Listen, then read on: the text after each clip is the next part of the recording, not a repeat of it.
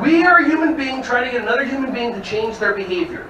We think that when we go up to them and we flash our brights, we honk our horn, and we tailgate them, we want them to either go faster or move over. Now imagine that you're in this car and somebody cut you off and you're having that bad day, and for some reason you decide, I'm going to just sit in the left lane and see who I can bother, because obviously I'm having a bad day, blah, blah, blah. And then all of a sudden, somebody comes up from behind you and they flash their brights, and you don't do anything, and then they tailgate you, and then they honk their horn at you. What do? Slow down, slow down. Someone said slam their brakes. Okay, future murderer. Okay, yeah. Don't do that. Slamming your brakes hurts the people in the cars. Okay, just letting you know that. So that's bad.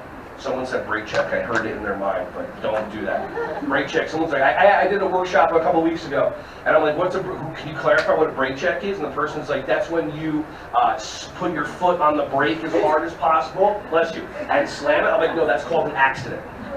Okay, cool. And then I did a workshop in South Carolina. They're so cute when they're nice down there, and I let people up here. Where I'm like, what's a brake check? Well, that's when you take your car to get your brakes checked out. I'm like, bless your heart, sir. There you go. Okay, cool.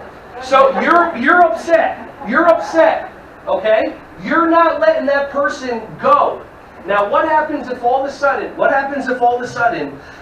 the car behind you goes into the right lane, and now all of a sudden that car you see in your side mirror, that car just starts to gun it. You go faster.